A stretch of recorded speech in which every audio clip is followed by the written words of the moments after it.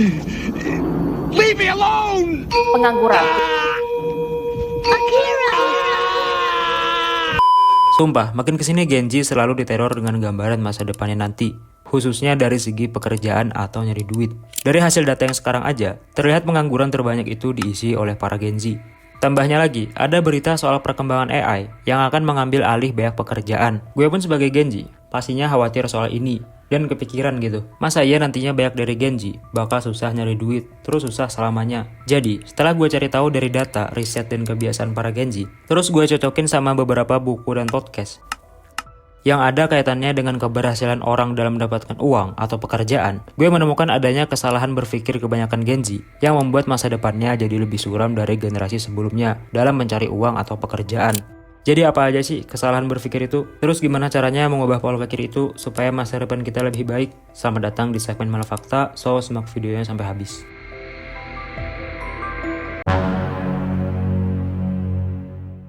Norman Vincent Peale, di bukunya The Power of Positive Thinking, pernah bilang di bukunya, "Change your thoughts and you change your world." Cara berpikir, faktanya sangat berperan dalam menentukan kehidupan seseorang. Karena cara berpikir, itu adalah landasan seseorang dalam mengambil keputusan sehari-hari. Jadi, kalau cara berpikirnya salah atau buruk, maka keputusan yang dia buat pun menjadi senjata makan tuan yang merusak masa depannya sendiri. Kita mulai dari kesalahan berpikir Genji yang pertama. Ini agak sensitif sih, tapi banyak Genji yang terperangkap di kesalahan berpikir ini. Yang pertama, sekolah itu scam. Sekolah itu scam. Kita mulai dari kenapa sekolah dianggap scam dulu. Sekolah itu scam, belakangan ini jadi topik viral di media sosial. Masalahnya, sekolah khususnya perkuliahan itu dianggap tidak memberikan apa yang kita mau untuk masa depan kita. Contohnya kurikulum yang tidak relevan dengan dunia pekerjaan, udah kuliah tinggi-tinggi tapi masih susah nyari pekerjaan. Dan katanya ada banyak orang kaya di luar sana yang bisa jadi bilioner atau miliarder tanpa ijazah sekolah. Nah, dari beberapa berita itu, akhirnya muncul statement-statement Genji yang mengarah ke menganggap sekolah itu tidak penting dan hanya buang-buang waktu. Terus, di mana letak salah berpikirnya? Kan memang benar banyak mahasiswa yang sampai saat ini belum dapat kerja. Padahal udah bayar kuliah mahal-mahal. Dan juga, memang banyak orang kaya di luar sana yang sukses usahanya tanpa sekolah. Jadi, letak kesalahan berpikir Genji itu adalah mereka menelan mentah-mentah kalau sekolah itu scam. Dan akhirnya membuat mereka memandang sekolah itu sama sekali nggak ada andil buat masa depannya. Padahal dari data yang menunjukkan ada lebih banyak orang kaya yang punya gelar sarjana. Data dari studi WealthX pada tahun 2021 itu menunjukkan bahwa sekitar 72% dari orang-orang dengan kekayaan bersih lebih dari 30 juta dolar memiliki gelar sarjana. Nah, baru yang 28% itu nggak punya gelar sarjana. Dan hal yang paling berbahaya yang bisa dilakukan Genji gara-gara kesalahan berpikirnya ini, itu putus sekolah dan berharap punya income yang tinggi. Ya gue akui itu memang bisa dilakukan, tapi peluang berhasilnya itu lebih kecil daripada orang yang punya ijazah sekolah. Dari data box pada tahun 2022 menunjukkan kalau pengangguran yang lulusan universitas itu ada 673.000 orang. Sedangkan pengangguran terbanyak itu ada pada lulusan SMA, yaitu 2,48 juta orang. Tapi kan bang, itu datanya buat yang jadi karyawan. Tapi kan gue kan ingin jadi bos muda. Lulus SMA, gue ingin buka usaha gitu. Kalau misalnya lo punya privilege-nya atau ortu kaya yang bisa kasih lo modal buat buka usaha, ya lo bisa-bisa aja. Tapi yang jadi masalahnya di sini, ketika kita para Genji mabuk motivasi dan berujung mengambil resiko yang terlalu besar dari realita kita sendiri, memberanikan diri membuka usaha dengan modal seadanya dari orang tua dan melepas sekolah karena itu dianggap Scam. Kalau misalkan usahanya gagal, balik modal pun enggak. Mau nyari pekerjaan pun susah karena lowongan pekerjaan sekarang masih banyak yang memandang pendidikan terakhir. Akhirnya malah nggak dapat dua-duanya. Jadi bos muda gagal, dapat pekerjaan yang gajinya layak pun susah karena tidak punya jasa sekolah. Masa depan dia yang harapannya jadi sukses pun gagal akibat kesalahan berpikirnya sendiri ke sekolah yang dia anggap scam, yang dia anggap nggak punya andil sama sekali ke masa depannya. Kalau menurut lu sendiri gimana? Apakah sekolah memang sedikit andilnya buat masa depan? Coba tulis di komen. Terus, gue juga menemukan hal yang membuat gue kaget sekaligus sadar. Ada data yang menunjukkan kalau Genji adalah generasi paling sulit diajak kerjasama. 74% manajer dan pimpinan perusahaan mengatakan kalau Genji adalah generasi paling sulit diajak kerjasama. Sebanyak 40% bilang salah satu sebabnya adalah mudah bosan. Nah, kok bisa jadi Gen Z mudah bosan dari generasi sebelumnya? Jadi salah satu penyebab besarnya itu adalah kesalahan berpikir yang kedua, yaitu otak instan. Gen Z punya ekspektasi terhadap sesuatu, itu bisa dibilang serba pengen cepat dan efisien. Lebih memilih hidup tanpa tekanan daripada punya pekerjaan yang menurut mereka menambah tekanan dalam hidupnya. Intinya nggak mau ribet lah.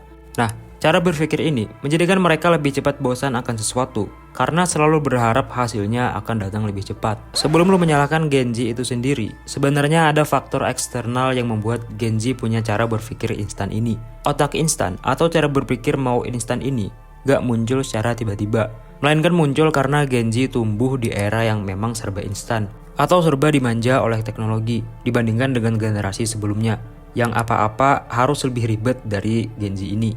Generasi baby boomers misalnya, mau kirim pesan ke orang aja harus nulis surat dulu, terus ditempelin perangko, baru kirim ke kantor pos. Itu pun nyampe ke orang yang dimaksud bisa berhari-hari. Dari situ aja kita bisa dapat gambaran gitu. Kalau mereka terbiasa melakukan hal yang ribet jika ingin sesuatu. Terus lu bisa bandingin sendiri mudahnya kirim pesan di zaman sekarang atau di zaman Gen Z hidup sekarang. Nah, hal ini jadi masuk akal kalau Gen Z itu menjadi generasi yang dikenal punya mental lembek atau maunya yang instan terus. Tentunya hal ini jadi sangat berpengaruh ke masa depan mereka sendiri, khususnya ke dalam hal mencari uang. Karena dalam mencari uang atau bekerja, apalagi di zaman sekarang, realitanya nggak ada yang enak. Semuanya perlu yang namanya kesabaran dan pola pikir yang membuat mental nggak gampang nyerah. Kalau pola pikir instan ini dibiarin, para Gen Z tentunya akan gampang tereliminasi atau nggak dapat pekerjaan. Nah, pola pikir yang terbentuk akibat dimanjanya Gen Z dengan teknologi itu nggak hanya membuat mereka bermental instan atau punya pola pikir yang instan, tapi juga menjalar ke kesalahan berpikir yang lain yang membuat mereka terkena suatu ilusi. Ilusi yang gue maksud di sini adalah yang ketiga, ilusi passion. Salah satu hal yang bisa membuat masa depan Gen Z lebih sulit ketika mencari uang, itu adalah terkena ilusi passion ini. Yang mana mereka hanya ingin sukses dengan cara mengejar passionnya mereka sendiri. Contoh misalkan ada orang yang passionnya di bidang fashion, yang mana dia pengen banget punya brand baju. Terus dia bisa dapat penghasilan dari situ, atau bisa hidup dari situ. Gue yakin dari lu pasti bingung, emang salahnya di mana gitu? Nanti gue akan jelasin. Memang kedengarannya asik kan? Lu bekerja sesuai kemauan lu sendiri gitu, bukan terpaksa bekerja. Nah terus letak kesalahannya di mana? Di mana letak kesalahan berpikirnya sehingga passion ini malah bisa bikin masa depan orang itu jadi suram. Jadi letak kesalahan berpikirnya itu adalah ketika dia lebih mendahulukan passion daripada realita yang ada. Ketika passion bertolak belakang dengan kemampuan misalnya. Pengen bangun brand baju sendiri tapi belum punya modal yang mencukupi atau memaksakan dengan modal yang seadanya. Terus bagian yang paling parahnya, ketika dia hanya ingin bekerja kalau itu sesuai dengan passionnya. Jadinya dia menutup peluang berhasil lainnya hanya karena itu bukan passionnya. Padahal dia belum bisa makan dari passionnya itu. Terus, cara berpikir yang benar itu gimana sih? Hal yang paling sehat menurut gue untuk dilakukan buat kita yang punya kemampuan terbatas untuk mewujudkan passion ini adalah kerja apapun itu dulu untuk dapat memenuhi kebutuhan. Barulah dari situ kita support passion kita dikit demi sedikit dari duit yang kita dapatkan dari pekerjaan itu.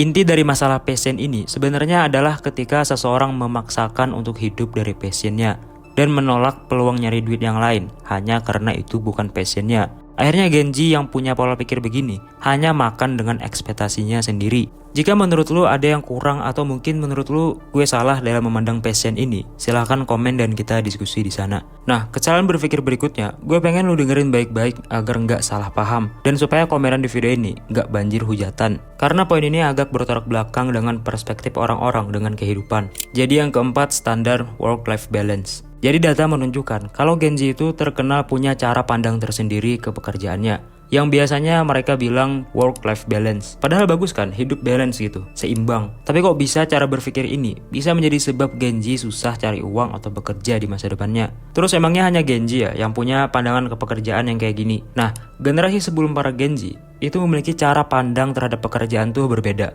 Contohnya generasi baby boomers dan milenial. Itu mereka punya prinsip hustle culture, yang mana mereka memandang bekerja yaitu nggak setengah-setengah gitu. Atau malah seperti hal yang wajib kalau bekerja ya harus kerja keras. Nah ini berbeda dengan Gen Z. Ada data yang menunjukkan kalau Gen Z yang memiliki cara berpikir terlalu mengutamakan work-life balance ini, itu memiliki kualitas kerja yang lebih kurang dari generasi sebelumnya. Makanya nggak heran Gen Z sering dibilang mental tempe dengan generasi sebelumnya.